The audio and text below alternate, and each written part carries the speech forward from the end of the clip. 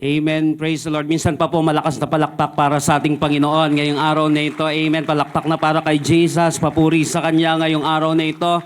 Praise the Lord. Good morning, good afternoon, good evening po sa bawat isa na nandirito ngayon. I believe that the Lord already prepared our hearts para po sa Kanyang makapangyarihan, banal na salita. So welcome po sa bawat isa na nandirito ngayon. Maybe this is your first time na dumalo sa gawaing ito, hindi po tsamba, hindi nagkataon na ikaw ay nandirito ngayon. Ito ay tinaon ng Panginoon because we believe that everything happens for a reason. May kadahilanan ng Panginoon kung bakit ka pa nabubuhay ngayong araw na ito, kung bakit ka humihinga ngayong araw na ito, kung bakit ka pa rin nakakakilos ngayong araw na ito. So I hope na nawa, matagpuan natin yung mga kadahilanan na yon. Pero naniniwala ako na mabuti ang ating Panginoon, na napakaganda ng kanyang dahilan, napakaganda ng kanyang purpose sa ating buhay. Sa bawat isa na nandirito every Sunday, every gathering natin, naniniwala ko that your labor in the Lord is not in vain. Si Lord, nagbibigay kahit hindi mo deserving, ang tawag doon ay grace. Pero si Lord, nagbibigay siya ng mga bagay na deserving mo kasi may ginawa ka. Ang tawag doon ay reward. So ang Panginoon, naniniwala ako magbibigay ng grasya at the same time reward ngayong araw na ito. So sit back and relax. Sama-sama po natin pagsaluhan yung panibagong series natin this February entitled Relationship Goals. So dito po sa relationship goals na ito, napaka-exciting nitong topic na ito dahil may kinalaman po ito sa relationship natin sa ating kapwa, sa ating Panginoon, at maging sa ating sarili. So napaka-exciting po nito. I hope na ito po ay maging life-changing para po sa bawat isa sa atin. Hindi ko po alam kung ano specifically yung prayer request mo, yung goal mo ngayong taon na ito. But naniniwala ko parte ito sa journey mo ngayong taon na ito, parte ito para sa answered prayer mo ngayong taon na ito. Lahat po ng series natin ngayon ay naniniwala ko kung ikaw ay nanalangin, lalo na kung ikaw ay nag-prayer and fasting, i-prepare mo yung sarili mo, magiging parte ito sa nais ng Panginoon na mangyari sa iyo ngayong taon na ito. So ang year na ito ay year ng pagpapala para sa iyo. But be prepared for what God is going to do sa ating mga buhay. So let's get started. Alam niyo po, marami po sa atin desire ang relationship goals. Strong marriages, solid friendships, healthy family dynamics, united ministries, and even peaceful teams sa ating mga negosyo, sa ating organization na pinangungunahan o kinaaaniban. Pero reality check. Every relationship rises or falls on communication. Ulitin ko po. Every relationship rises or falls on communication. Kaya nga po halos lahat ng mga subjects ngayon sa ating mga eskwelahan, lalo na po sa Amazing Bible College, sa masters natin lalo, ay binibigyan natin ng isang term ito, hindi po isang subject. Kasi po napaka-importante na matinding kung meron mang isang babalasahin ko sa mundo ngayon, sa sistema, yung educational system natin. Kailangan mabalasa ito kasi obsolete na eh. Napakatagal na po nito, kaya kailangan balasahin talaga siya ng matindi. Kasi kung ano yung kung ano yung major, na ma-minor natin. At kung ano yung minor, yun ang naman ang mini-major ng tao. Halimbawa, lagi kong sinasabi ito, lalo na sa mga religious institutions, napaka-importante ng usapin ng pera. Dahil 75% na itinuro ng Panginoon sa kanyang salita, lalo pagdating sa Gospels, may kinalaman sa stewardship. Pero bakit walang subject about that? Yung iba naman naawa, nagbigay ng isang subject. Patungkol doon, napansin natin kung ano yung importante, hindi binibigyan ng pagpapahalaga nito. Kaya yung mga estudyante, paglabas nila sa school, kahit matalino, takot magsalita. Hindi ma-express yung sarili. Nahihiya. Hindi ibig sabihin na ikaw ay introvert, mahihain ka dapat talaga. Kapag extrovert, dapat makapalam mo ka. Hindi po ganun ang ibig sabihin nun. Isa siyang personalidad na ibinigay sa atin ng Panginoon na kung saan makakatulong sa iyo at higit sa lahat sa kapwa mo. At pinakamataas, siyempre maluwalhati ang ating Panginoon.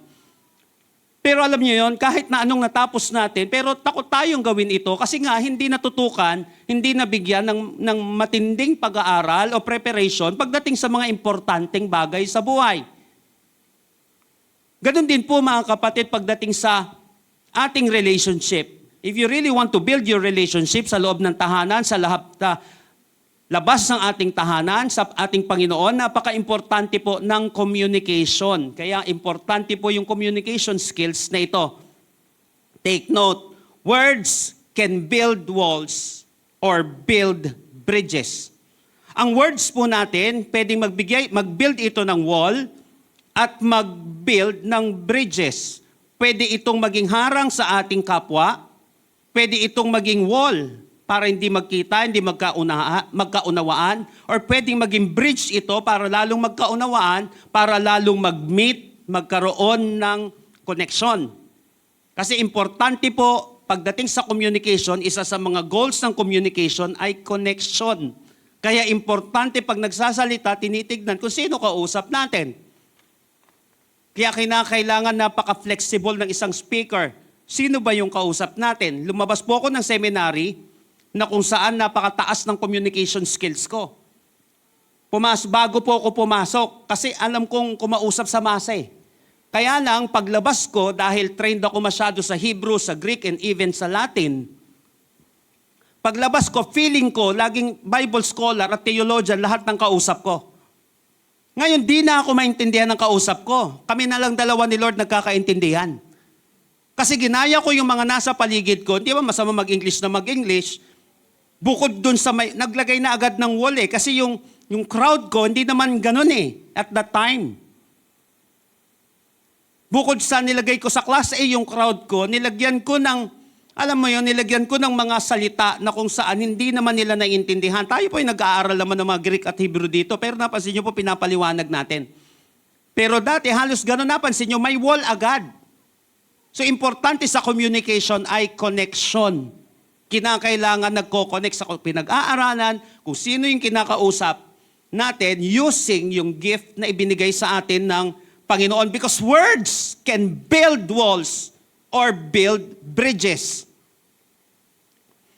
Kaya nga po, napaka-importante nito. Kaya nga ang title ng pag-uusapan natin ngayon, ang title po nito ay Communication Goals. Sabi nga po natin, Communication Goals.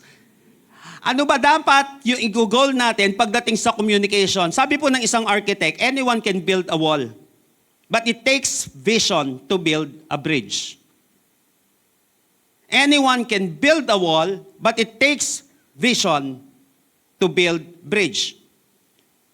Same po sa relationships. Because words can be cement for connection or cement for separation.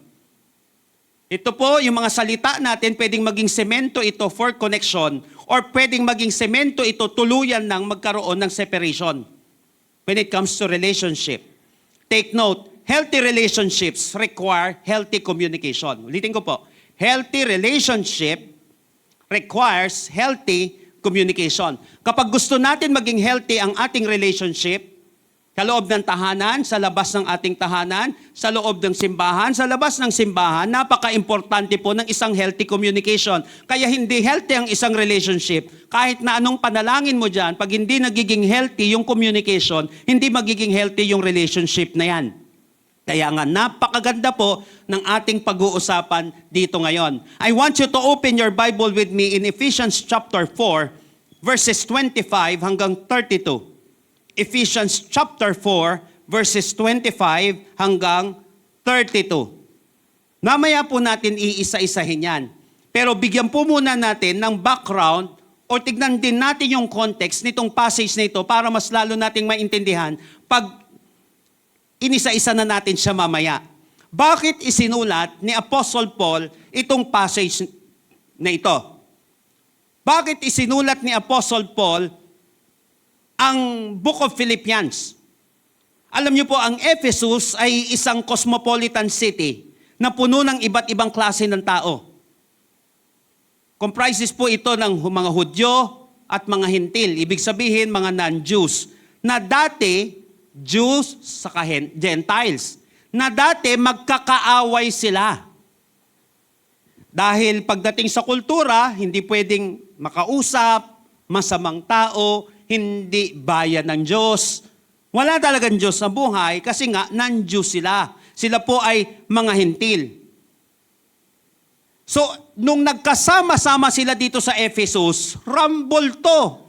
Kumbaga parang let's get ready to rumble. Ganun talaga mangyayari dito kasi nagsama-sama sila. Para po yung mga settlement ngayon, di ba? Pag pinaalis sa isang lugar, kasi wala silang sariling titulo doon, tapos binigyan ng gobyerno, iisang lugar, doon sila nagsama-sama from QC, from Manila, tapos nagsama-sama sila doon, kaya madalas ang rambulan, madalas ang kaguluhan doon, kasi hindi naman sila magkakapit-bahay. May mga kaibigan tayo na mga kapitan dito sa paligid natin, pag pumunta sila dito sa office ko nung mga nakaraan, nabi nila sa akin, alam niyo po, madalas, di na po ako magbabanggit ng mga buildings dito, ng mga madalas, sakit po ng ulo namin sa mga grupong to. Why? Kasi salta sila dito sa lugar, tapos ang taas ng entitlement, konting lang ng parking, mag-aaway yan. Tapos magbabaranggayan, araw-araw po nagbabaranggayan sila.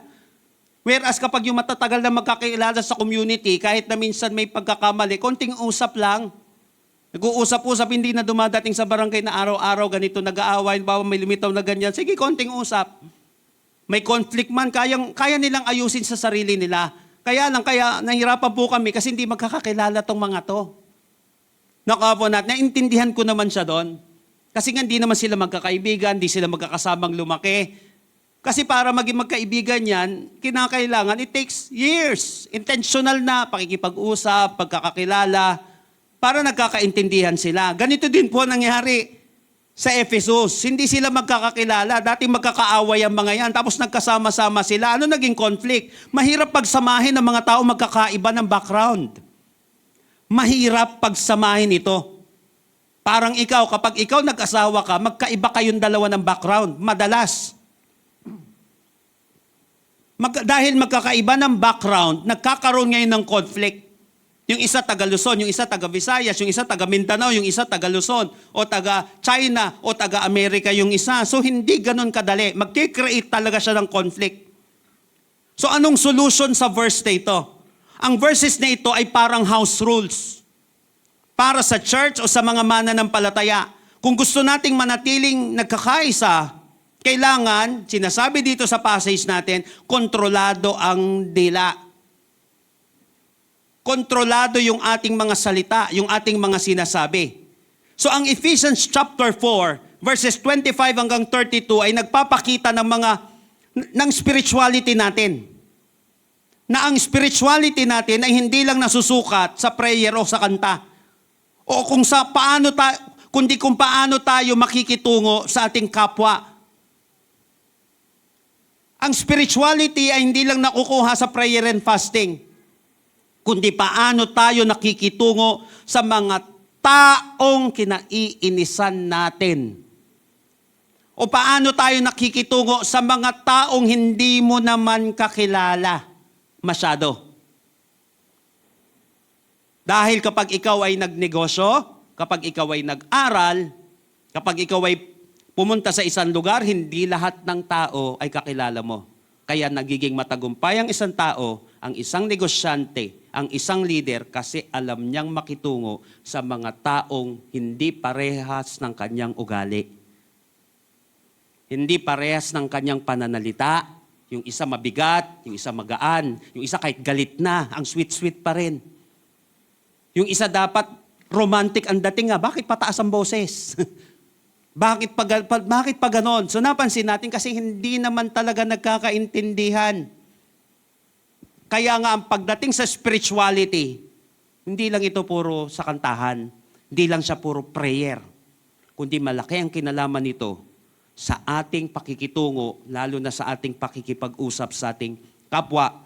So when it comes to our relationship, what should be our communication goals?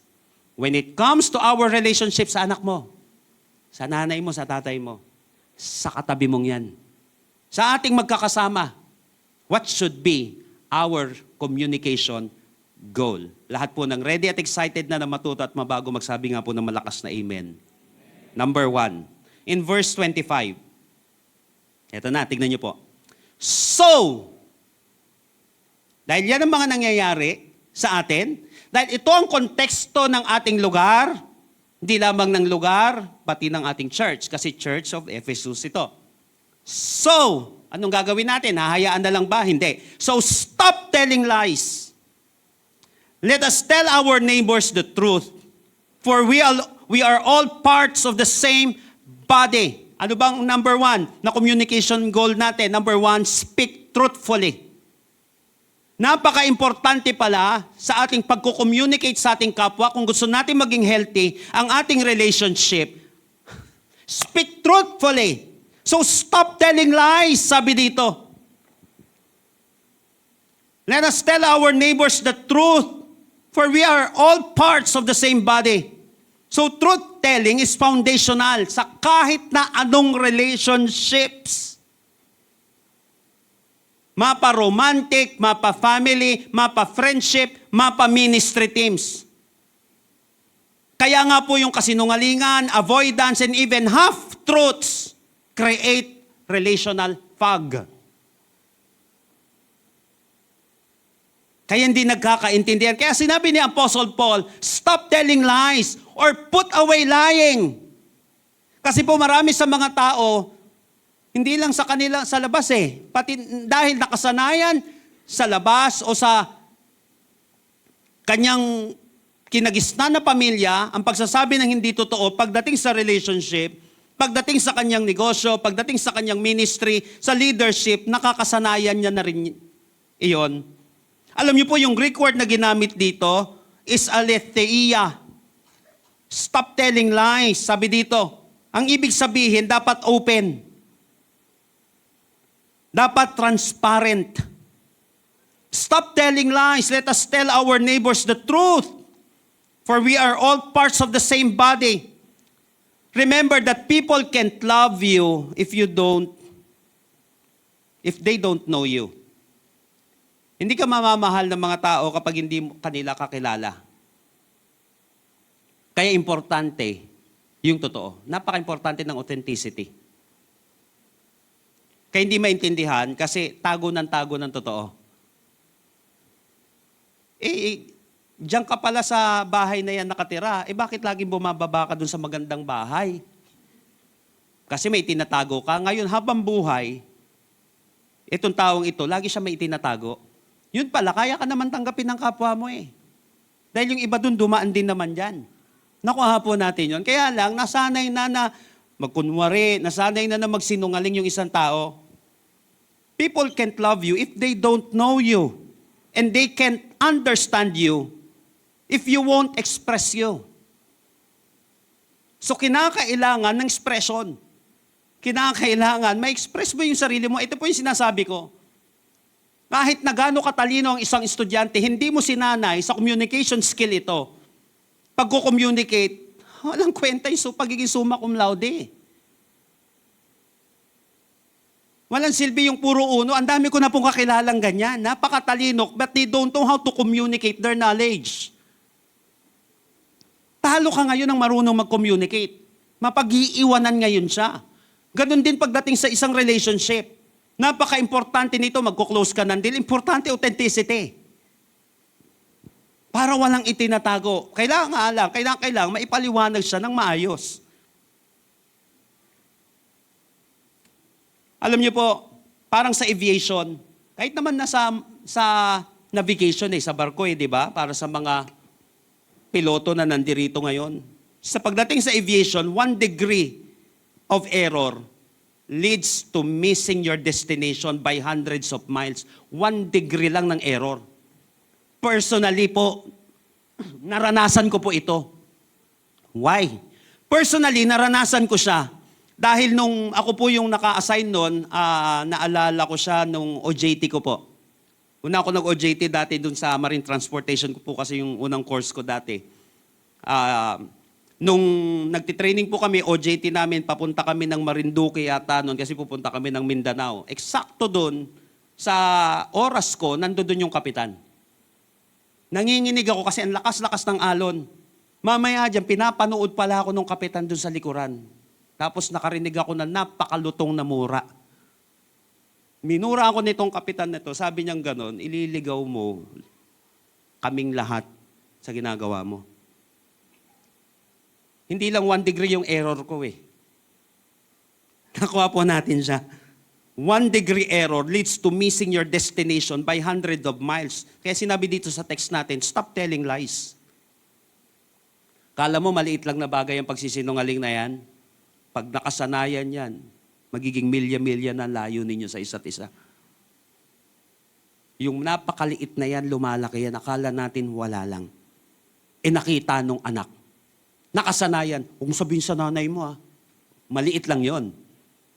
Pero hindi natin alam, nagtuturo na tayo ng kasinungalingan sa anak natin na pwede pala magsinungaling ng konti. Kasi sabi mo, huwag sabihin kay nanay Huwag sabihin kay tatay Napansin natin, kapag may mga bagay, yung surprises, pwede yon.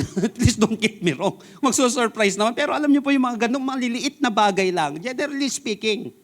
Kaya napaka-importante niya. Yung maliit na bagay na yun, ilalayo tayo sa isa't isa. Small hidden things grow into big relational distances. So ask yourself, do I avoid hard conversation? Kasi kaya hindi nagsasabi ang isang tao kasi nag-a-avoid siya ng mahihirap na usapin. Do I avoid hard conversation? Iniiwasan ko ba yung mga hard conversations? Umiiwas ka ba sa mga seryosong usapan kasi takot ka sa tension? Or do I assume instead of clarify? Nag-a-assume na lang ba tayo imbis na mag-clarify? Yung pinangungunahan mo ba yung iniisip ng mga tao? Inis naman sa akin yung mga yan paano mo nalaman? Kailan ka pa naging omniscient? Paano mo nalaman? So pwede kasing tama, may gano'n naman talaga pero pwede ring mali. So do I assume instead of clarify? Mano man lang sana clarify na lang. Minsan pinangungunahan yung iniisip ng ibang tao. So para maging effective ang usapan, kailangan natin ng number 1, honesty. Napaka-importante ng honesty, hindi hiding. Honesty instead of hiding. Sabihin ng totoo, huwag itago ang nararamdaman sa likod ng okay lang ako. O kumusta ka?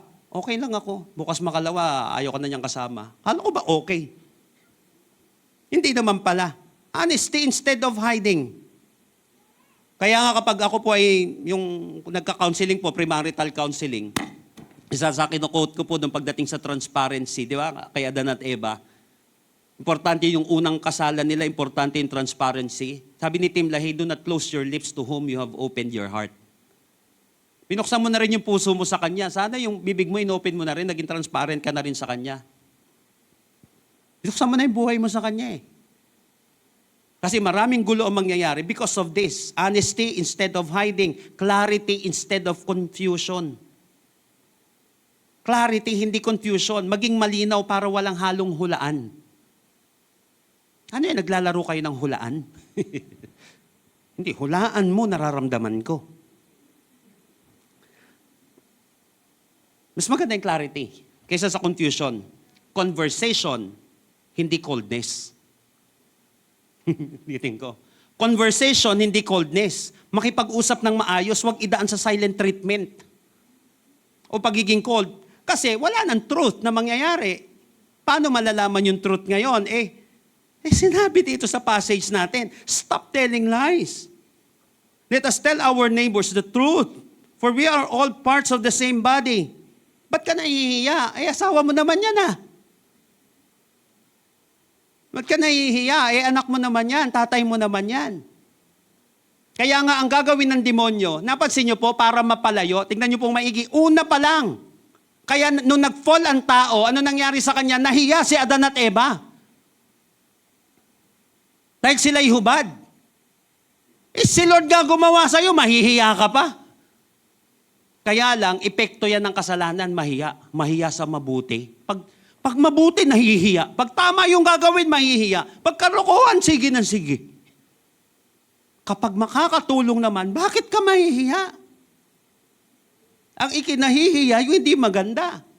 Kaya nga po, magkakaroon tayo ng training nito. Alam niyo po, 3 araw na akong puyat. Actually, hindi naman 3 araw. Bukod sa training ko po, 3 araw ng mga nakaraan. Kasama po si Pastora Dana. Alam niyo po, tapos mga araan, para sa nakaalam, may mga tinapos akong mga courses ko na panibago ngayon para sa mga trainings natin. Kasi kailangan ko mag-prepare eh. Kaya nga, baka next week, pahinga ako ng bahagya. Bahagya lang naman, mga 5 araw lang. Para makahinga-hinga ng bahagya. Tapos next year, baka dun mahaba-haba na lang, baka mga 4 na linggo o 3 linggo. But for now, kailangan mag-build tayo ng foundation.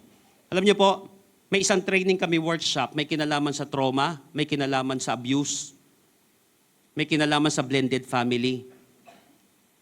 Na kapag nagsabi sa iyo ang anak mo, maniniwala ka agad muna. Di ba, abuse. Hindi ganyan, nagagalit agad. Yung naiwan na salita doon, na lagi ko rin tinuturo sa iba, don't react, interact. Pag hindi mo alam ang sasabihin mo, huwag ka muna magsalita. Tapos doon may script doon. Kung gusto mo ma-perfect yan, may script na lang. Sige. Kasi minsan nagre-react tayo eh. Na hindi mo na natin naiintindihan yung pinagdadaanan ng tao. Napansin nyo, nanguhula agad. Nagsasabi agad ng isang salita na hindi niya pa naman nauunawaan. Reaction ang tawag doon. Magkaiba siya sa response or interaction. Kapag may mga ganyan, don't react, interact. Paano ka mag-i-interact? Sige, hindi ko man maunawaan for now. Yung naramdaman mo, di ba pagdating sa homosexuality din, sa family, o kaya iba't ibang pinagdaanan, may abuse, may trauma. Sige, hindi ko maintindihan for now kung ano pinagdadaanan mo, ba't gusto ko maintindihan? Napansin mo, nagbibuild ka ngayon ng bridge kaysa wall. Hindi yung umaangat agad yung blood pressure. Hindi mo pa naman naiintindihan kung ano pinagdaanan ng anak mo eh. Hindi mo pa naman naiintindihan kung ano pinagdaanan ng tao eh. Nakuha po natin, walang truth ngayon na mangyayari. Kasi nanghusga ka na agad ng ibang, kung ano-ano na agad terms na binanggit natin. Ngayon, pwede na mag-lie ngayon yun. Mag-lie siya na kunyari malakas siya. Kunyari okay siya. Napansin natin, wala na kasi tandaan natin, the truth shall set you free. Nagpapalaya ang katotohanan. Paano pag wala itong truth na ito? Kaya nga, so stop telling lies. Pati sa mga kabataan, pag may pinagdadaanan ka, sabihin mo sa magulang mo, sabihin mo sa mga tamang tao. Parang sa gayo may katuwang tayo. Kasi pag, susunod natin yon dito. So stop telling lies. Napaka-importante nito, conversation, hindi coldness. Makipag-usap ng maayos, huwag idadaan sa silent treatment o pagiging cold. Although malamig talaga. Okay, number 1 sa communication goals, speak truthfully. Lagyan mo lang kasi ng love. Okay? Lagyan mo lang ng love. Speak the truth with love, sabi ng Bible. Para hindi ka nahihiya. Kahit na nagsasabi ka ng totoo, lagyan mo ng pagmamahal. Ngayon, kung hindi pa trained yung taong yan, nagsabi naman ng totoo, yung kinakausap na lang ang mag-adjust. Sige, intindihin mo na lang talaga. Baka hindi niya pa alam makipag-usap ng tama. Ikaw ang nasa sitwasyon ngayon na kayang umintindi, ikaw ang umintindi. Pangalawa, in verses 26 hanggang 27, in your anger, ang ganda nito. In your anger, do not sin. Do not let the sun go down while you are still angry. And do not give the devil a foothold. Pangalawa sa communication goal, suppress anger. In your anger, do not sin. Ibig sabihin nito, control your anger bago pa ito maging kasalanan. Ulitin ko, control your anger bago pa ito maging kasalanan. What? Di ba kasalanan ang galit? Ulitin ko po, control your anger bago pa siya maging kasalanan. Kasi pananaw na maraming mga tao, ang galit ay kasalanan. Hindi. Sabi dito ni Apostle Paul, in your anger, do not sin. In your anger, do not sin. This is a vital distinction. So the verse doesn't say, don't get angry. Wala pong sinasabi dito sa passage natin ngayon na huwag kang magagalit. In fact, it implies that anger is an inevitable human emotion. Ang galit po, ito ay inevitable na emotion ng isang tao. Therefore, una, may healthy anger na tinatawag. Pangalawa, may sinful anger na tinatawag. May healthy anger na tinatawag. Maraming instances may nagalit sa akin, natuto ko eh. Nakuha po natin yon. Maraming instances nagalit ako, nagbago yung tao eh. Pero may galit na nagwawasak. Kaya nga dito, in your anger, do not sin. Gabuhok nga lang yon. Lalo na hindi alam i-apply ng isang tao. Aminin natin, normal lang ang magalit. Anger itself is a neutral emotion. Ulitin ko po. Anger is a neutral emotion. Parang music yan. Neutral yan. Pwedeng maging masama, pwedeng maging mabuti. Parang pera yan. Ang pera neutral. Pwedeng gamitin sa masama, pwedeng gamitin sa mabuti. Ganon din ang anger. Ang anger po, mga kapatid, ito ay neutral emotion. It is a warning light on your emotional dashboard. Para sa mga may sasakyan dito, ganun din ang tao. Sa emotional dashboard natin, isa sa pwedeng lumitaw dyan, anger. Ibig sabihin, kapag may problema, lilitaw yon. Hindi ibig sabihin na lumitaw yon, makakasama na agad. For example, noong nakaraan, sa dashboard ko po, may lumitaw doon, ibig sabihin yung panlinis sa windshield. Yung water doon na lumalabas, kulang na sa tubig. Ano sasabihin ko? Bakit mo sinasabi yan? Ang sama-sama mo. Tinutulungan ka nga eh. Kasi baka matuyo yan. Dudumi ngayon yung sasakyan mo, yung windshield mo, hindi mo na makikita. Ganon din sa galit. Yung anger, lumilitaw yan dun sa emotional dashboard natin. Kaya lang, importante kung paano natin to ititreat. Therefore, pwede kang ma-upset o pwede kang ma-bad trip. Ulitin ko, pwede kang ma-upset, pwede kang ma-bad trip. Sabi mo sa katabi mo, pwede.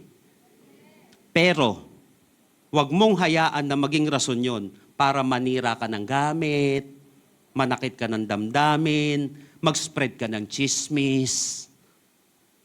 In your anger, do not sin. So you have to feel the emotion, but maintain control over your action. Kaya nga suppress anger. Hindi lahat ng nararamdaman binubuga. Dahil yung iba doon, baka malason mo yung kausap mo. Kapag hindi natin nakasanayan itong control na ito sa ating galit, pwede itong makasira. Pero kapag ang galit ay may control, nagiging pagpapala siya. Ang dami nang nabago dito sa church natin kasi nagalit ako. Pero kapag hindi ko kinontrol yung anger, matagal na tayong wala. Kasi uncontrolled yung anger. Ako po may anger management issue ako. Alam po yung asawa ko? Dati. Alam po yan kung meron man dito, mga naging kaibigan ko napapanood ako. Hindi ko na po isa-isahin. Alam nila yon. Nawawala po ako sa sarili pag nagagalit ako. Lahat pwede kong gawin pag galit ako. At minsan, kaya iniiwanan ko po yung kapatid ko dati, yan sila Pastor Edward dun sa lugar namin, kasi mga bata pa sila. Ayaw ko makita yung tunay kong ugali. Hanggang sa sinusundan pala nila ako, kasi yung mga kasama namin, nakita nila yung totoo sa buhay ko. Yung mga kahindik-hindik na nangyari, nung nakita nila, nakaya ko palang gawin yun, sa kabila na parang ang bait-bait. Kasi ganun po ako nung hindi nakakilala sa Panginoon. Kaya nga, kapag ikaw nakakilala ka kay Lord, may fruit of the Spirit na. Kung tunay kang Kristiyano, ang fruit of the Spirit may self-control. Kaya kung tunay kang Kristiyano, hindi mo na mahuhubad yon. Kaya mo nang mag-manage ng isang bagay. Hindi ka perfect, but you can control it. Huwag mong paniwalain ang sarili mo na mahina ka, na wala kang kaya, na mahina ka talaga mag-control. Huwag mong paniwalain yung sarili mo sa kasinungalingan na yon. Kasi naman, yung iba naman, puro kasinungalingan naman, di mo ka magagalit, masama yan. Ano masama yan? Ikaw magagalit ka. Ako bawal. Nakuha natin, kaya lang, ang ganda ng salita ng Diyos, in your anger, do not sin. Pwede kang magalit, pero huwag kang manunog ng bahay. Pwede kang magalit, pero huwag kang magsira ng tahanan. Pwede kang magalit, pero huwag mong sirain yung buhay mo. Nakuha po natin siya. Pwede kang magalit kasi na dashboard yan natin. Kasi may mali na dapat itama. in a nice way, sa tamang kapamaraanan. Kaya nga po, sabi dito, ni Apostle Paul, do not, ito maganda. Alam niyo po, ano ngayon ang goal natin dito? Sabi ko nga, you have to feel the emotion, but maintain control over your action. Feel the emotion, kasi kailangan mo yun eh. Bakit ba ako nagagalit? Kasi may problema, but you have to control your action. You have to maintain control over your actions. Aminin natin, normal lang ang magalit. Tao tayo eh. Pero ang point dito, anger is an emotion. Ulitin ko, normal ang magalit, pero ang point dito, anger is an emotion. But sin is a choice. Ang anger, emosyon yan, neutral yan, lahat ng tao nagagalit, kahit si Lord nagagalit. Nakahabo natin siya. So neutral siya. Pwede ako magkasala sa galit, pwede akong makapagbigay ng kaluwalhatian sa galit. Pwede ko maluwalhati ang Panginoon because of this anger. Kaya lang, I have to control myself. That's why anger is an emotion, but sin is a choice. So relationships don't usually end from explosions. Ulitin ko. Ang relationship don't usually end from explosion. Hindi, ang isang relationship, hindi yan nag-i-end dahil may nag-explode lang. Dahil may bugso ng damdamin, but they end from accumulations. Hindi explosion nag-i-end ang relationship. Sa relationship mo, di ba? Nung may biglang emosyon na nangyari, hindi naman kayo agad nag-end dun eh. Nag-i-end yan sa accumulation. Ano ibig sabihin nun? Hindi sa explosion, kundi accumulation. Ibig sabihin nun, ang galit hindi iniipon. Noong nakaraan, maybe nandito ngayon, sabi ko noong nakaraan, minsan pa, pasyal kami dyan sa inyo sa Bicol po. Pasyal kami sa inyo. Sabi ko gano'n, lalo na dun sa, kasi nakatira sila, dun, malapit mismo dun sa Mount Mayon. Kumusta may Mount Mayon? Sabi ko gano'n, okay lang po sa amin po dun, sanay kami dun. Kasi may gano'n naman talaga, may mga explosion na bahagya. Alam mo, sabi nga ng mga experts, mabuti nga may gano'n eh. Kaysa yung biglaan, boom! Parang pinatubo, wasak, buong mundo na damay. Ito at least na ibubuga niya. Naku, tatamang kapamaraanan, hindi siya biglaan. Kaya nga ang ending, hindi nagsisimula yan sa explosion. Kasi na-express niya eh. Nang tama. Kaya yung sinabi natin yun kanila, but pagdating sa galit, you have to suppress it. Kapag alam mong hindi na maganda ito, you have to control it. Kaya sabi dito, control. Kaya nga ang galit hindi iniipon. Kaya nga yung word na anger dito, ang ganda nito. Yung word na anger na ginamit dito is parorgismos yung ginamit. Ibig sabihin, simmering irritation, stored up resentment. Ang sinasabing galit dito, yung uri ng galit, yung inipon-ipon na galit. Yun ang wag mong gagawin. Biruin mo, di ka marunong mag-ipon ng pera, galit, marunong ka mag-ipon. Ang ipon ng galit. Kaya sinabi ni Apostle Paul, eto maganda, tingnan niyo mo, do not let the sun go down while you are still angry. Do not let the sun go down while you are still angry. Alam niyo po, iba ito sa biglaang galit. Kasi sa Bible po kasi, especially sa Greek, ang tawag dun sa biglaang galit, thumos sa Greek. Yung ginamit po dito, parorgismos. So yung biglaang galit, minsan emotion nga siya eh. May ganun talaga. Hindi yun yung binanggit dito. Ang binanggit ditong iiwasan mo, yung parorgismos, kasi napaka-destructive nito. Yung inipon-ipon, para kang Mount Pinatubo niyan. Ang daming madadamage. Buong mundo nadadamay.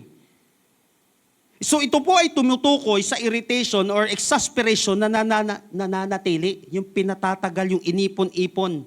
Ang structure po ng sentence na ito sa Greek ay nagpapakita na ang focus natin ay hindi pag-iwas sa galit, kundi ang limitasyon nito. So it's about, tandaan natin, it's about duration. Dapat may limitation kasi ang galit.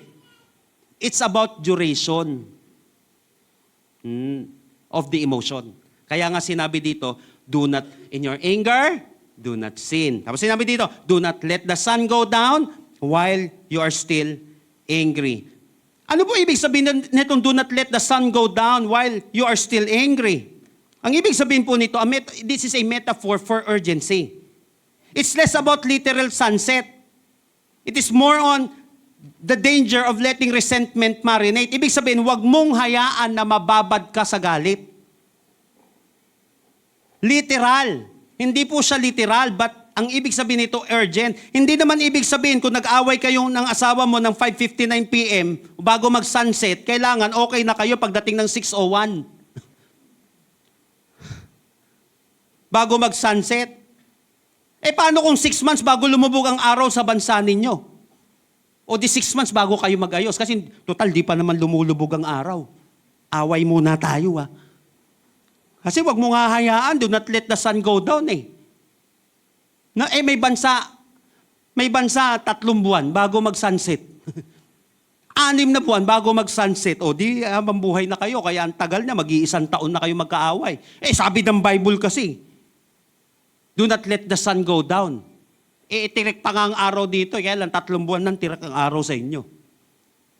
O di 3 buwan na rin, nang tirik yung away.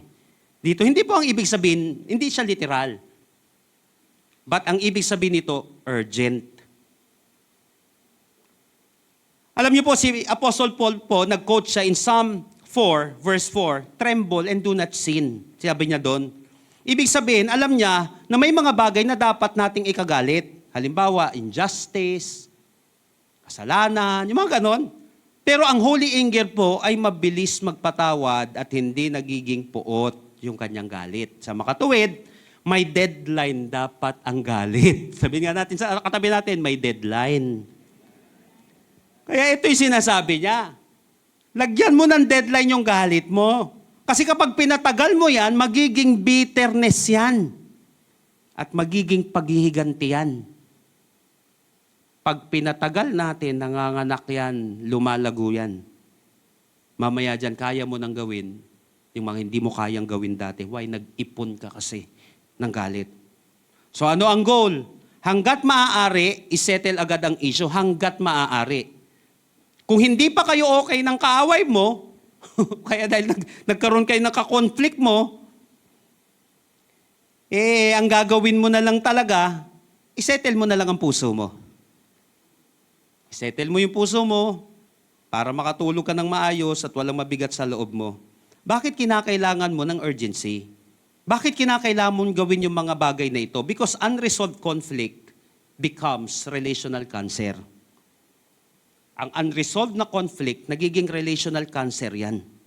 Kaya nga, pagdating ng verse 27, tignan niyo po yung sinabi doon. Di ba? In your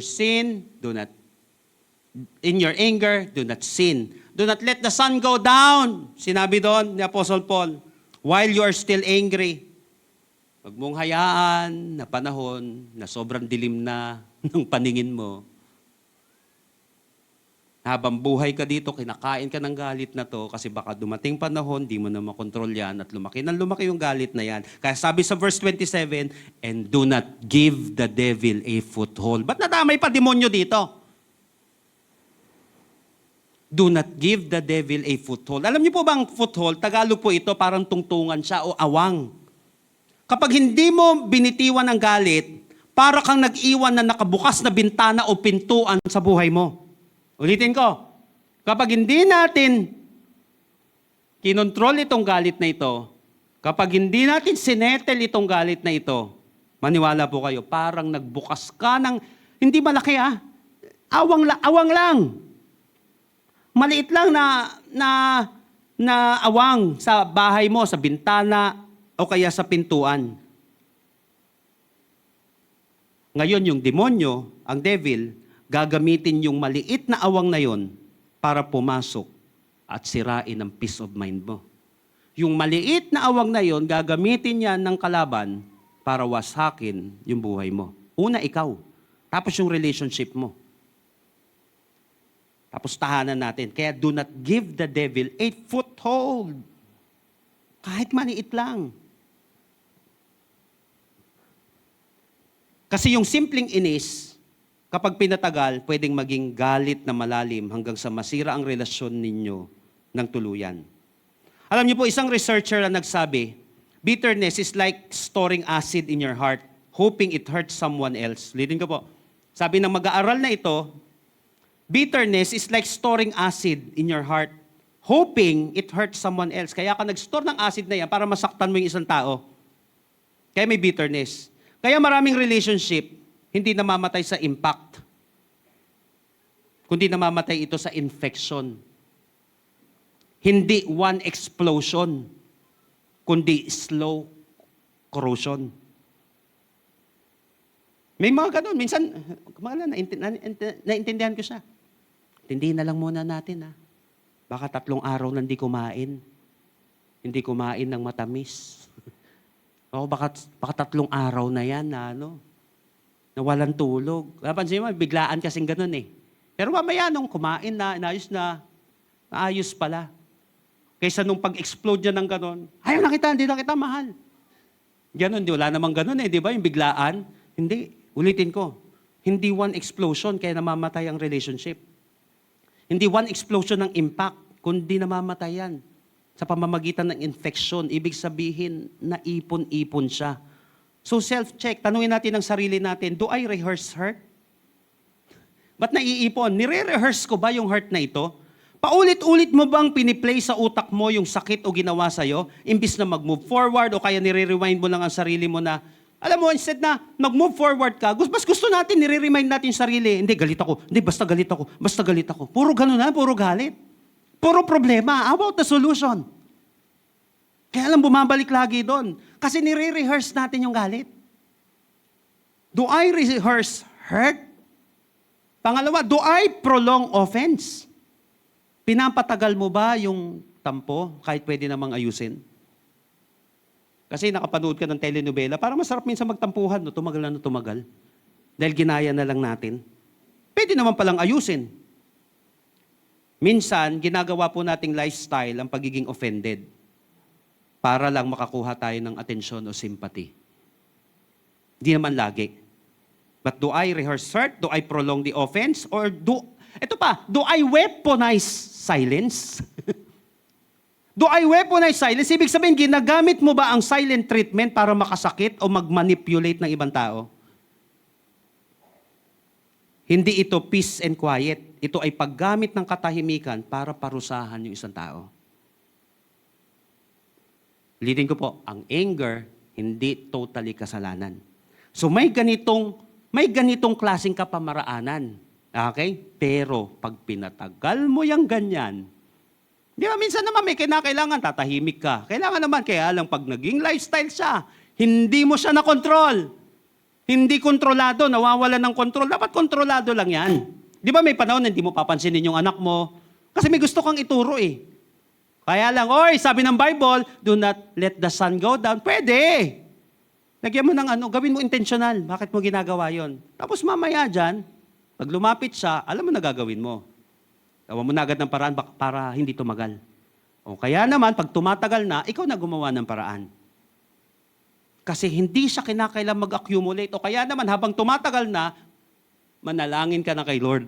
Lord, ayusin mo po puso ko, Lord. Hindi ko po kaya.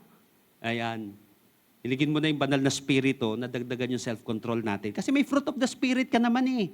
Huwag ka lagi naniniwala sa demonyo na hindi mo kaya. Pinaniniwala ka niyan, dami mong kaya sa buhay na kalokohan eh. Di ba? Ang dami natin kayang gawin sa buhay natin na kalokohan, pero kaya mo rin gumawa ng mabuti, maniwala ka. Kasi nasa iyo si Lord eh. Kaya natin gumawa ng tama. Kasi nasa atin si Lord. Kung wala si Lord sa buhay natin, di mo kaya. Pero pag nasa iyo si Lord, kaya mo. Sabi mo sa katabi mo, kaya mo. O so anong gagawin natin? Mga practical na bagay. Resolve before bed or urgently. Kinakailangan i-resolve mo bago ka matulog o kaya, hindi ganun man, pero make it urgent. Huwag hayaan lumilipas ang gabi o kaya matagal na panahon na sumasama yung loob natin. I-settle mo agad yan. Huwag mo itutulog. Kung di mo naman maayos ng gabing yun, huwag mo na lang itulog. Ipanalangin mo kay Lord yun na lang yung sarili mo. Na Lord, tulungan mo po ako. Settle in agad bago matulog para hindi mag-build up ang resentment. Huwag patagalin ang lamat. Susunod, learn to apologize quickly. Lunukin ng pride. Kung alam mong may mali ka, O kahit gusto mo lang na magkaroon ka ng kapayapaan, di mag-sorry ka. Ang mabilis na paghingi ng tawad, tandaan natin, pamatayan ng apoy sa isang away. Pamatay ng apoy sa isang away. Ano pa pwede natin gawin? Ito yung mga practical tools na pwede natin gawin. Understand anger signals. Alam niyo po yung anger signals? Alamin mo kung kailan ka nare-red zone. Anger signal. Kapag bumibilis na yung tibok ng puso mo, kaya tumataas na yung boses mo, uy, pataas na yung boses ko. O kaya, tug-tug-tug-tug, yung gumaganon ka na, o kaya may umaangat na dito sa batok mo, yung pa-high blood ka na. Yan yung mga, ibig sabihin, anger signal mo yan. Yun yung dashboard mo na sinasabi, oops! Pause. So kailangan intindihin natin yung mga triggers natin bago tayo makapagsalita o makasakit o makagawa ng pagsisisihan natin habang buhay. Ano pa pwede mong gawin? Yung anger signal, kailangan hindi tayo pare-parehas ng mga anger signals. May kanya-kanya tayo, so pag-aralan mo yung sarili mo. O pwede ka mag-journal ng offense before you justify it. Ibig sabihin, isulat mo muna yung kinagagalit mo bago mo ipaglaban yung side mo. Isulat mo muna yung kinagagalit mo bago mo ipaglaban yung side mo. Minsan kapag nakasulat ka na, makikita mong mababaw pala. Ubugsot lang pala ng damdamin. Tandaan natin, relationship don't fall out of love. They fall out of resolve. Ulitin ko, relationship don't fall out of love. They fall out of resolve. Ibig sabihin, kapag wala kang ginawa, wala kang magagawa. Hindi yan na fall out of love ako, hindi. May hindi ka inayos. May hindi ka inayos. May nararamdaman ka na dati, hindi mo sinabi sa kanya. Na fall out of love, hindi totoo yun. May hindi ka ginawa. Kaya bigla na lang nangyari yun. Relationship don't fall out of love, they fall out of resolve. Kapag walang ginawa, walang maayos, walang magagawa. Kaya nga, deal with conflict early, humbly, and directly. Ito yung sinasabi dito. You have to suppress it. Yung anger na yon. Do not let the sun go down. In your anger, do not sin. Do not give the devil a foothold. Now, yung verses 28 hanggang 29 po, may kinalaman ito sa sharing. Kasi pagdating sa verse 28, di ko na po nilagay dyan. He who steals must steal no longer, but rather he must labor, performing with his own hands what is good. So kapag nagnanakaw daw, wag na siya magnakaw, kasi magkakaiba sila, pati kayo magnanakawan kayo sa isa't isa na, magkakapatid, sasabihin dito. So ngayon, hindi ka na dapat nagnanakaw, ngayon mananampalataya ka na, whether you are Jew or Gentile, whether magnanakaw ang tingin sa inyo dating mga hentil, dahil wala kayong Diyos dati, pero may Diyos ka na ngayon, hindi na kayo nagnanakaw. Sabing ganon sa verse 28, so that he will have something to share with one another. Magtrabaho kayo ng maayos kaysa magnakaw para may na-share kayo sa kapwa ninyo. Sabing ganon ngayon, pagdating ng verse 29, ito, tingnan niyo po. Don't use foul or abusive language. Let everything you say be good and helpful, so that your words will be an encouragement to those who hear them. Number 3, share graciously. Share. Di ba sinabi ko po, 28-29, may kinalaman sa sharing? Trabaho ka ng maayos para may ina-share kang good things sa kapwa mo. Pagdating ng verse 29, do not use foul or abusive language. Kinakailan, mag-share ka. Hindi naman masamang mag-express Hindi masamang mag-share, but share graciously. Remember that healthy communication is not just absence of harm. Ang healthy communication is not just the absence of harm, but it is the presence of grace. Paul gives 2 categories for speech. 2 categories pagdating sa speech. Number 1, na uri ng speech, corrosive speech. Ibig sabihin, ito yung mga rotten words. Verse 29, do not use, tignan niyo po yung term dito, foul or abusive language. Tawag dito corrosive speech, rotten words. Yung word po dito sa Greek na corrupt or foul language. Ang ibig sabihin po nito sa Greek, sapros. Ang ibig sabihin nito, rotten, decaying, spoiled fish, bulok. So wag ka daw magsasalita ng mga bulok na pananalita. Remember, words na nagpapabaho ng atmosphere, wag mong gagamitin. Kung magpapabaho ng atmosphere yung salitang yan, wag mo nang gamitin. Halimbawa, insulto, cursing, sarcasm as violence, passive aggression, shaming, belittling. Alam mo po, ito yung mga bagay na ito, natural nating ginagawa ito na hindi pinapansin Na minsan nagagawa na natin siya sa mahal natin sa buhay. Sa ibang tao, hindi natin nagagawa, pero sa mga mahal natin sa buhay, nagagawa natin. Napansin mo? Sa mga una nating nakakasama, hindi natin masabi yun. Pero sa mga mahal natin sa buhay, napaka-open natin magbuga ng mga bulok na bagay. Sabi ko nga madalas sa mga pastor, kung nakikinabang sa kabaitan ninyo yung mga miyembro ninyo, di hamak naman na dapat unang makinabang ng kabaitan mo, yung asawa mo sa anak mo. Problema, ang bait-bait mo sa member, pero sa asawa at anak mo, pinagmumura mo. Di ba? Dapat parehas siya. Kung mabait ka sa ibang tao, sana maging mabait ka naman sa mga taong yan. Kasi kung meron unang nakakaranas pa ng mga buga natin, ng mga hindi magaganda, minsan yung mahal pa natin sa buhay Nakuha po natin siya. Kaya ganun, share graciously. Sabi dito, kung alam mo naman magpapabaho ng atmosphere yan, huwag mo nang gawin. Why? Because corrosive speech slowly kills romance. It kills respect. It kills trust. Pumapatay siya. Kasi pinabaho kung ano-ano yung mga binanggit. Kaya don't use foul or abusive language. Lahat po tayo. May ganito talaga mga pangyayari sa buhay natin. Lalo po ako, laki akong squatter Laki ako sa loob ng tahanan na natural ang nagmumurahan ng mga magulang, nagmumurahan ng mga kapatid. Natural sa amin magsalita na hindi maganda. Sa loob ng bahay pa yun, paglabas mo pa, iba pa yun. Mas natural din doon, kaya lumaki po ako ng ganon. Mahirap para sa akin. Kaya lang mahirap sa akin, mahirap sa atin kung di tayo Christian, pero pag Christian tayo, you can do it. Kasi yung Holy Spirit nasa atin, hindi man tayo perfect, pero pwede mong i-practice. That's not about perfection. Ang i-goal natin, not perfection. Si Lord bahala dyan, tutulungan tayo, but progress. Sabihin nga natin, progress. Alam mo yun, yung may progress. Yung, sabihin na natin, bawa, kayo mag-asawa, nabanggit mo mamaya, kakain kayo, nainis ka. Takal mo naman pumila. Ang hina mo talaga, sorry, magaganon ka agad. Di ba, batawad. No, kaya pigilan mo na lang yung sarili mo agad. Napansin natin, may ganon na. Yung, alam mo, pumipigil ka na, yung Holy Spirit. Ba't hindi kumikilos na? Inaalaw mo na yung Holy Spirit na i-rebuke ka, pigilan ka, nagkakaroon ka na ng self-control. Namansin mo, nababago ka na. Kaya naman talaga Sabi mo nga ulit sa katabi mo, kaya talaga. You can share graciously. Alam nyo, pangalawa, una yung corrosive speech. Dito, pangalawa, yung constructive speech. Kaya nga sinabi dito sa verse 29, but only what is helpful for building others up according to their needs. Salita na nakaka-build, constructive ang ibig sabihin nito. Sa Greek, ang ibig sabihin nito, oikodomai. Itong oikodomai na ito, to build the house ang ibig sabihin. So speech is construction work. Ang pananalita pala, ang communication pala, construction work pala siya. So, ibig sabihin, hindi mamaya na-build na lahat, hindi ganon. Hindi porket na pag-aralan ngayon, narinig mo kanina yung preaching, ganito dapat naka-build na yan agad lahat, hindi. Construction work siya. Ibig sabihin, speech is construction work. Every sentence is either demolition or development. Remember, pakinggan po nating maigi ito. Relationships don't need more demolition experts.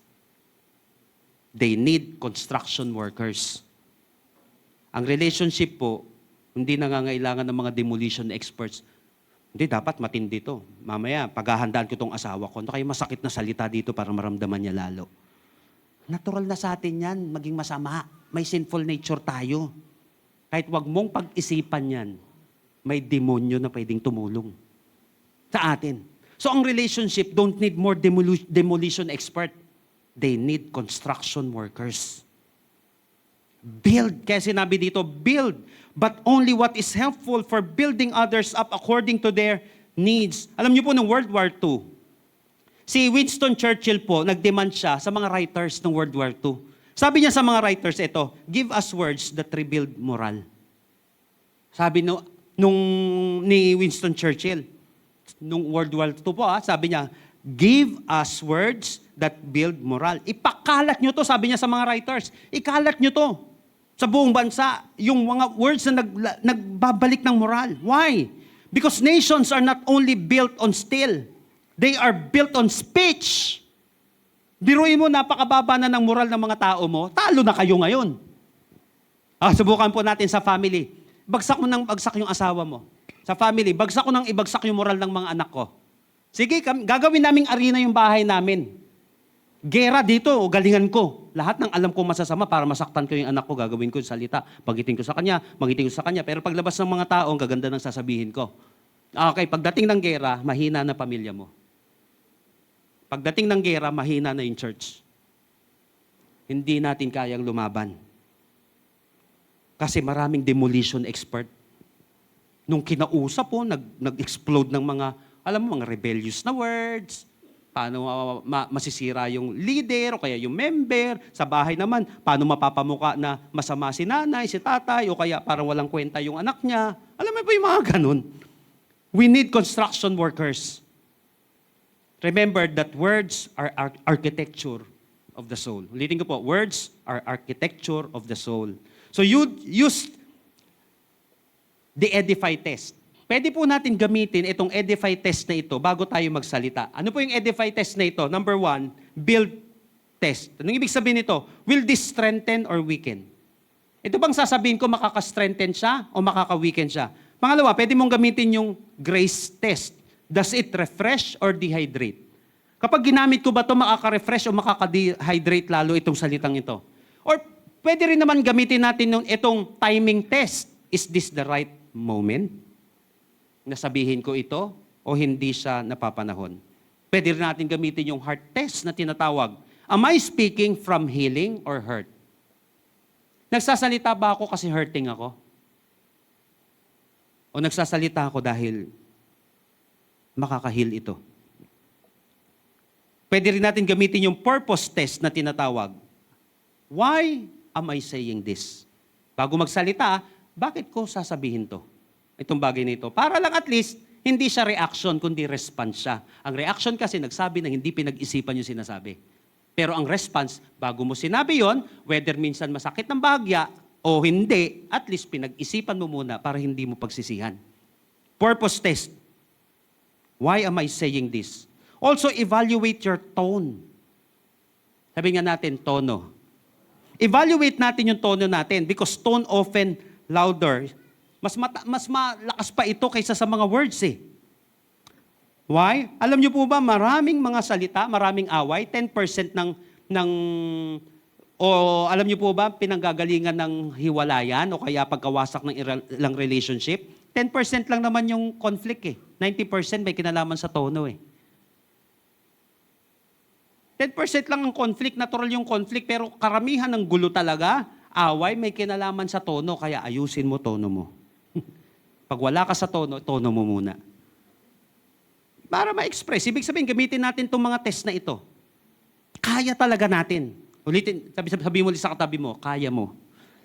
Hindi mo kaya yan pag wala ang Holy Spirit. Kaya laging pinaniniwala tayo ng mundo na hindi mo kaya yan para habang buhay ka ng weak. Kaya nga, the thief comes only to steal and kill and destroy. Ganyan ang mundo. Pawasakin tayo, paniniwalain na dapat laging tayo ang iniintindi kaysa tayo ang umintindi. Para lalong mawasak, lalong ganito yung ugali ng mga tao, napaka-importante po that you have to share graciously. Last but not the least, in verses 30 hanggang 32. Ito, ang ganda nito. Tignan niyo po.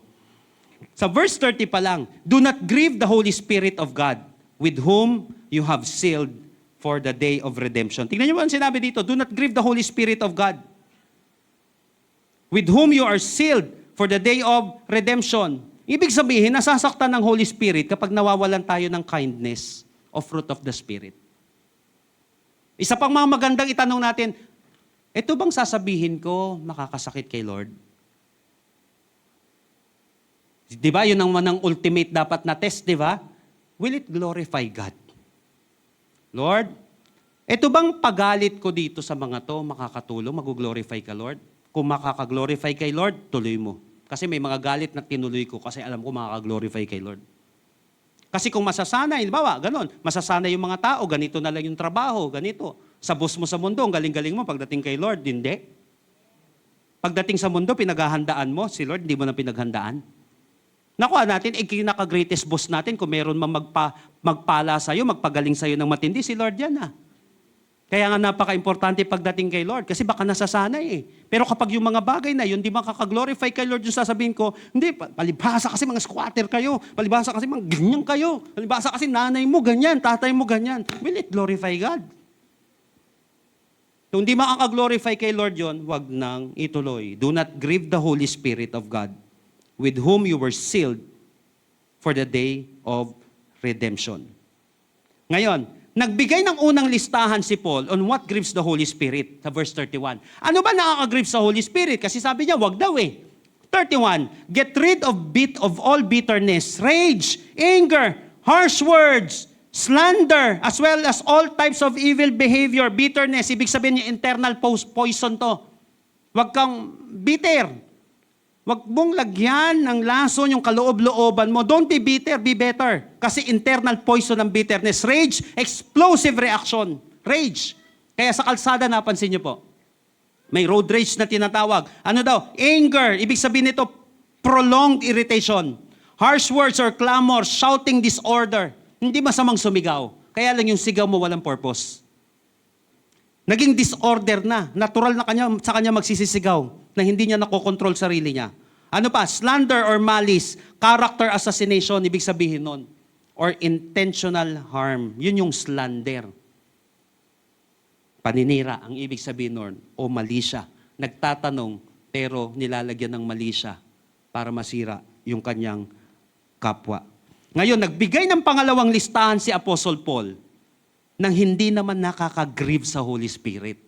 Ito yung hindi nakaka-grieve sa Holy Spirit, sabi niya, verse 32, instead, be kind. Sabi nga natin, be kind. Kaya, yung pang-apat natin, we have to show kindness. Yung pang-apat na point natin, kaya sinabi dito, show kindness. Communication goal natin, the next time na magsasalita ka, lagyan mo ng kindness. Instead, be kind to each other. Tender-hearted, forgiving one another, just as God through Christ has forgiven you. Ang ibig sabihin po ng kind dito, gentle goodness. Marami kasing gentle, wala namang goodness. Naging gentle lang, para lang mawin yung tao, pero masama naman. Pero ito, gentle goodness ang tinatawag. Tender-heartedness, ibig sabihin apathetic or empathetic. Yung apathy, walang pakialam, pero empathy.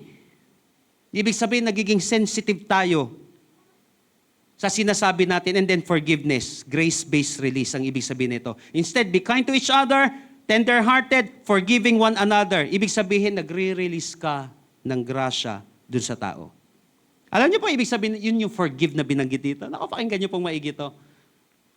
Nakakapagbigay, hindi ibig sabihin, hindi nakaka-grieve sa Holy Spirit pag nagpapatawad. Ano ibig sabihin nun? Grace-based release. Ibig sabihin ng forgiveness, sa Greek, charizomai. Napansin niyo po, charizomai. May kinalaman agad sa charis. Grace, the gift of grace. Ibig sabihin, hindi niya kinakailan i-earn ng pagpapatawad ko.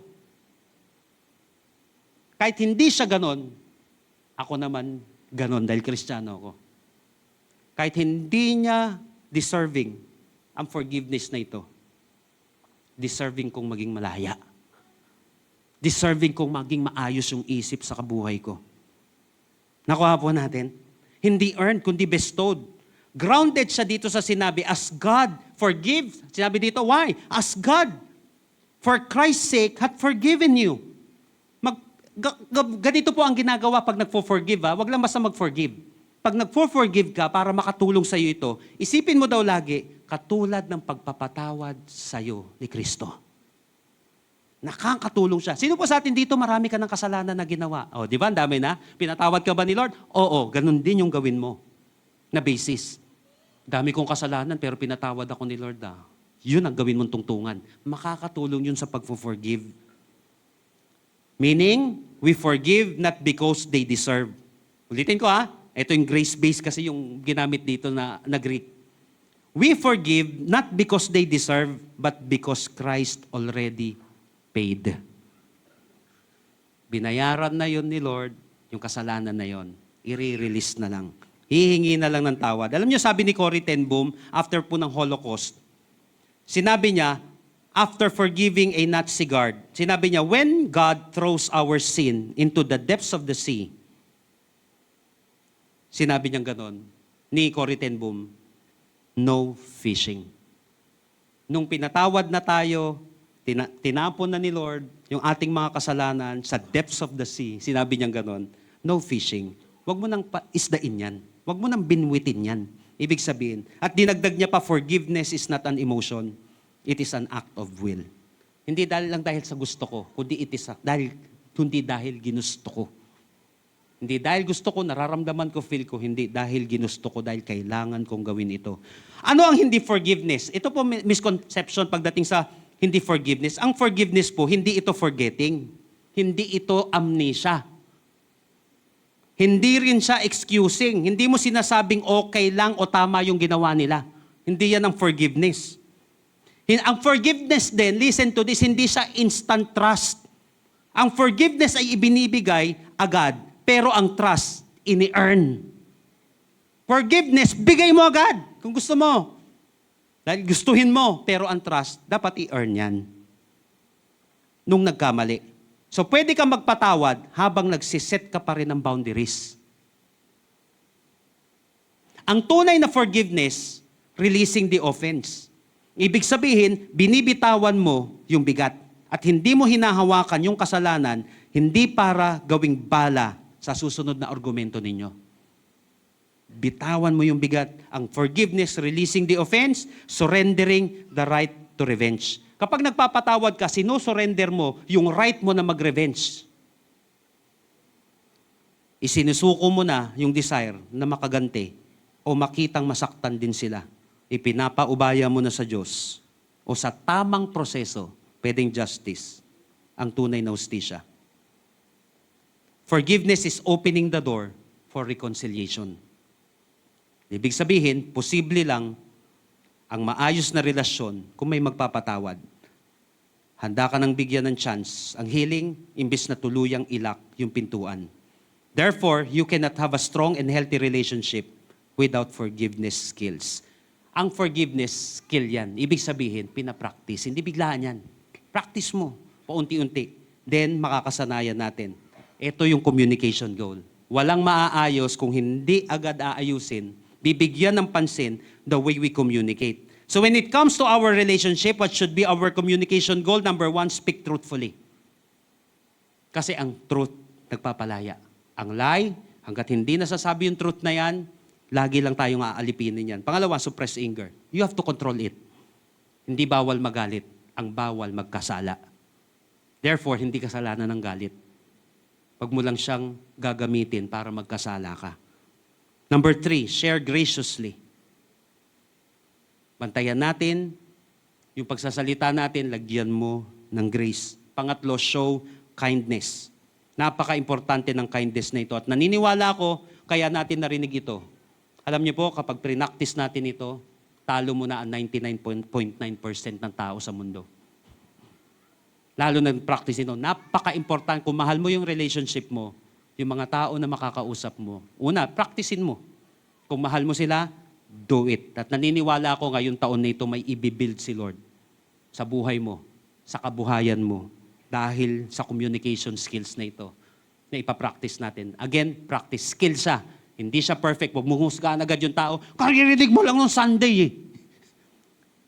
Hindi siya ang dinidil ni Lord. Ikaw muna. The way ka na naman nagko-correct sa Kanya. Nakuha po natin, minsan hindi naman para sa tao yung word eh. Para sa atin pala. na tinuturuan ng Panginoon. Again, bago mag-focus sa iba, focus muna sa sarili natin. Kasi madaling magturo kapag pre-practice natin sa sarili natin para sa kaluwalhatian lagi ng Panginoon. Kaya natin ginagawa ito. Amen po ba? Come on, purihin natin ang ating Panginoon. Tayo po lahat ay tumayo sa presence ng ating Panginoon.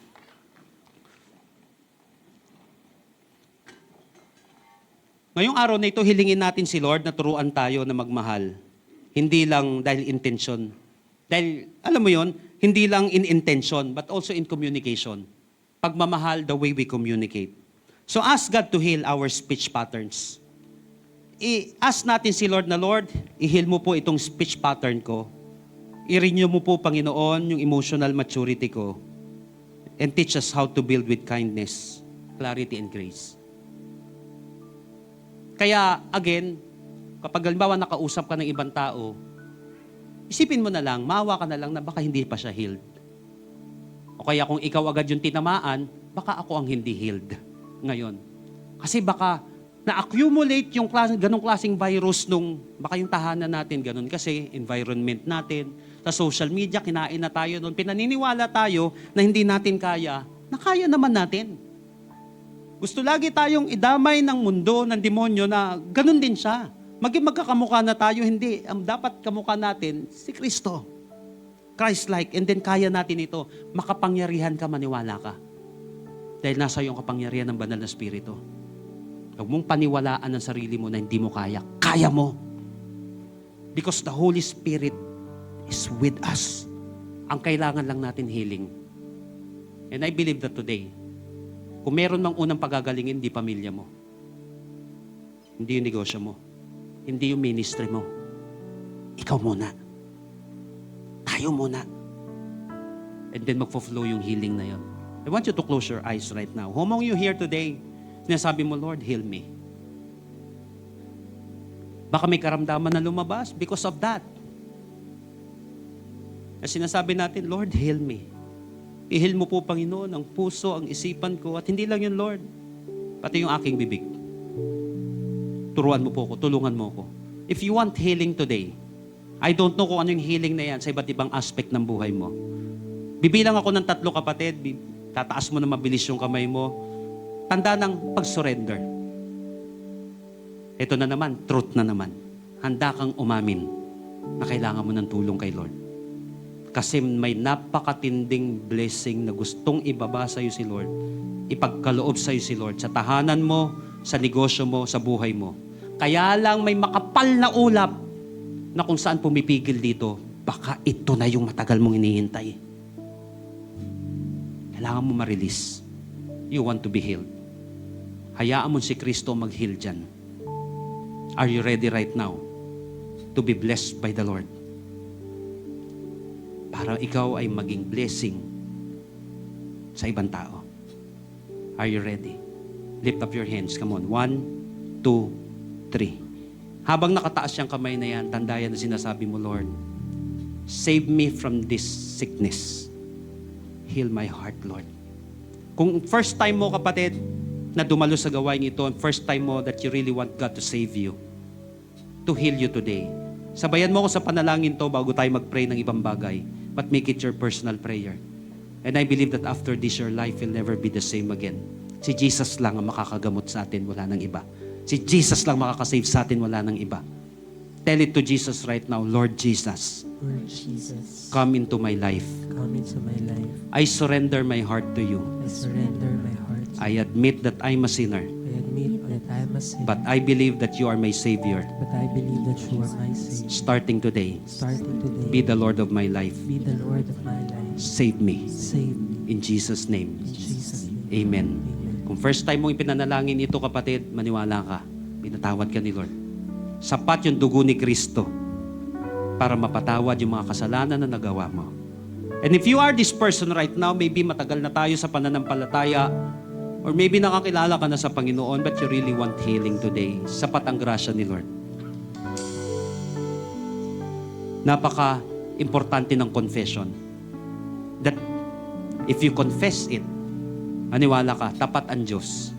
He is faithful and just, and He will forgive you from all your unrighteousness. Father, in the name of Jesus, I lift up to you your children, God, these brothers and sisters today. Lord, I pray, God, for your healing.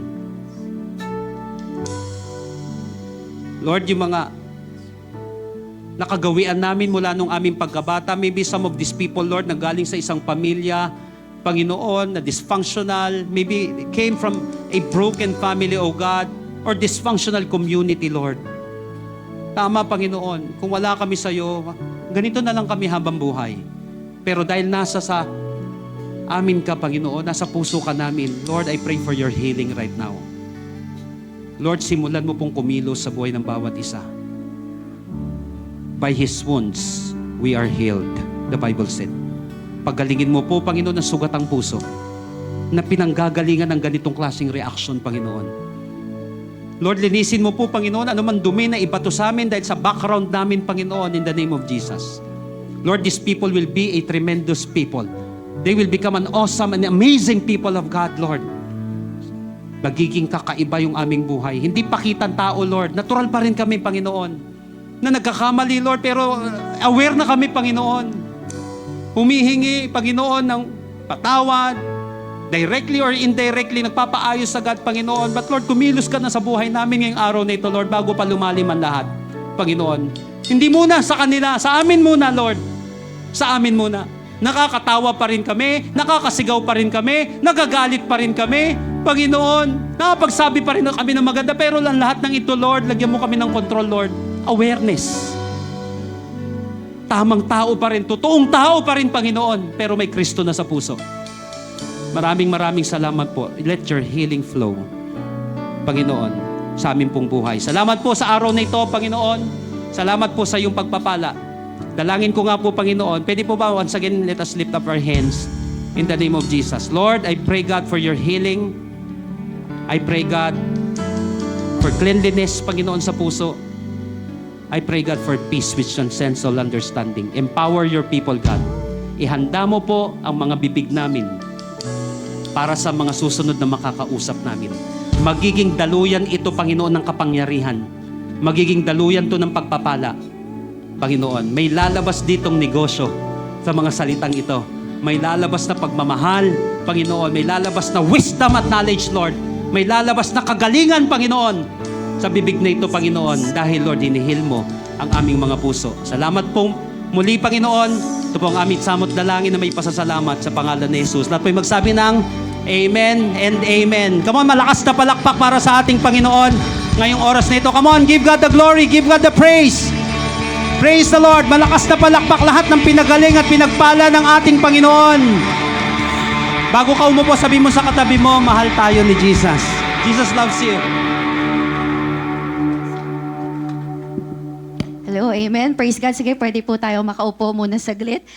Praise God. So, ngayon po, alam ko lahat tayo ay na-bless, pero ngayon naman ay si Lord naman, of course, diba? Tayo naman ay magbibigay ng the best of the best para kay Lord. So, sabi po sa Malakay 3 verse 10, "Bring the whole tithe into the storehouse and test me in this, says the Lord Almighty, and see if I will not throw the floodgates of heaven and pour out so much blessing that there will not be room enough to store it." So, again, sabi ni Lord sa atin, test me on this. Ibig sabihin, watch what God can do to your lives. And alam nyo po, because of your generosity, alam naman po natin every Sunday, we give God the best of the best. The 10% of what we own, we give it to God. And again, reminder po no, sa ating first fruits para kay Lord, we are leveling up. And ibig sabihin po nun, sa pagbibigay natin kay Lord, excellence honors God. So sa lahat po sa atin na nandito ngayon, sa pagbibigay po natin ngayon, please remind yourself na hindi ka po tayo magbibigay because kailangan lang natin magbigay, but because it is a commandment from the Lord, and yung puso natin ay generous sa pagbigay at cheerful sa pagbigay. Because again, kaya po tayo nakapag-rent dito sa Trinoma. Comfortable kang nakaupo ngayon. And even sa Amazing Hope Main Campus, meron po tayong place na magkaroon ng fellowship at may aircon at comfortable. It is because of you who is very generous to the Lord and dito sa ministry ng Panginoon. So, sa lahat po, no, inaanyayahan ko po na tayo ay saglit na pumikit at tayo po ay manalangin as we give to God. Again, let us honor God with excellence through our finances, and we will see and watch kung gaano ka pagpapalain ng Panginoon. So, mga kapatid, tayo po ay manalangin. Hallelujah, Lord.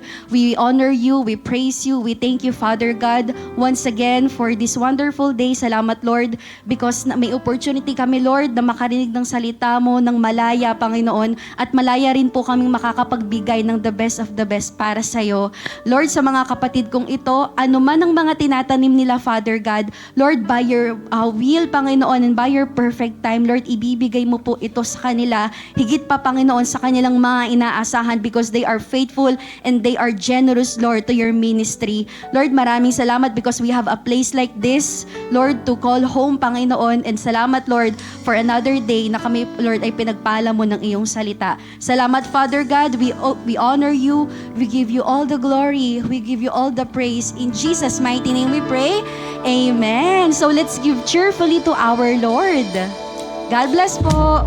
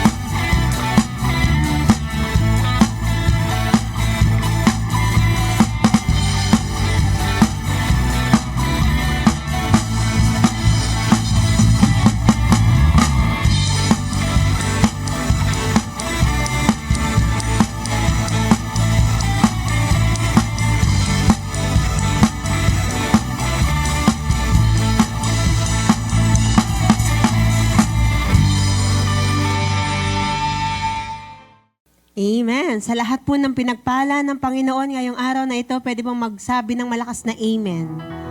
Amen. Dami po nating gagawin, no? This January, no nakaraang January, February po. Ngayon po magkakaroon tayo ng Night of Fire, kagaya po na nakita nyo kanina.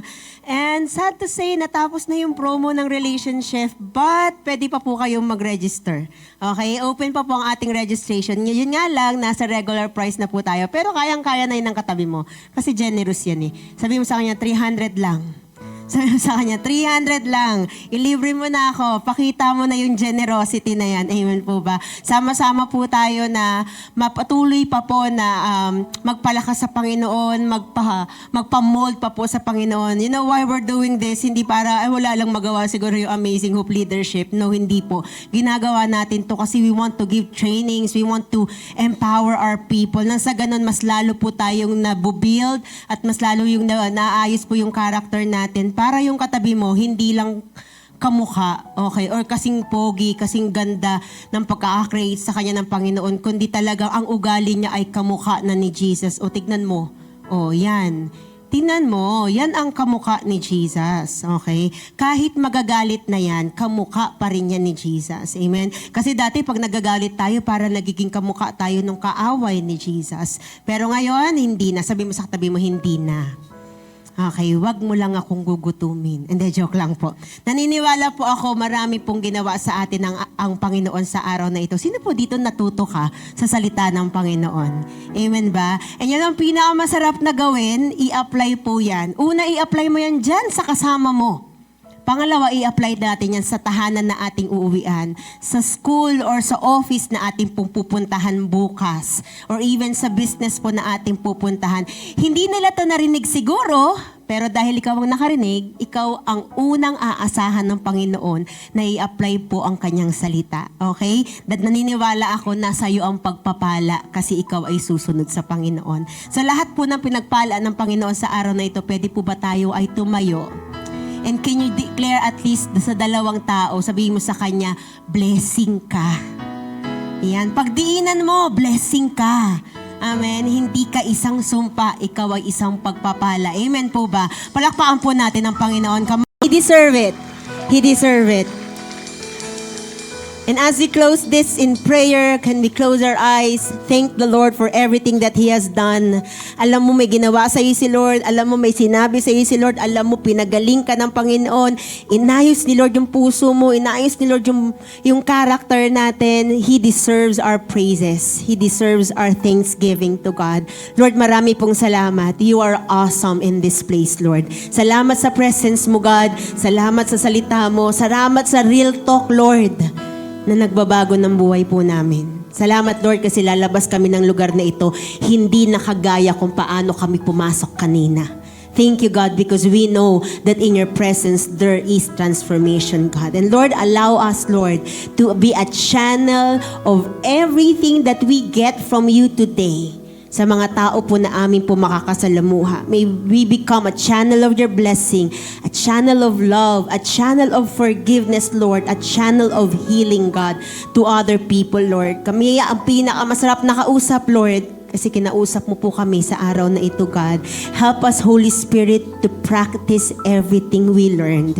Hindi agad magiging madali, hindi magiging magic, but Holy Spirit, remind us always of your word. Once again, if you may, you can raise right now your hands and receive this benediction from the book of Numbers.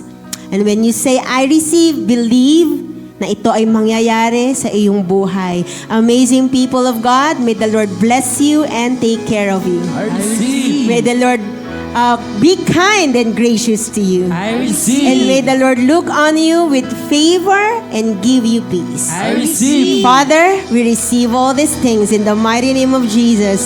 And everybody will say aloud, Amen. Amen. God bless everyone. See you po next Sunday. Majesty, I have one desire, just to be with you, my Lord, just to be with you, my Lord, King of majesty. God bless you, church. See you next Sunday. Thank you for joining us. With you, my Lord. to be with you, my Lord. Jesus, you are the Savior of my soul. Hey, hey, hey, hey. And forever and ever I give my praises to you. Jesus, you are the Savior of my soul. Hey, hey, hey, hey. And forever and ever I give my praises to you. And forever and ever I give my praises to you. And forever and ever I give my praises to you.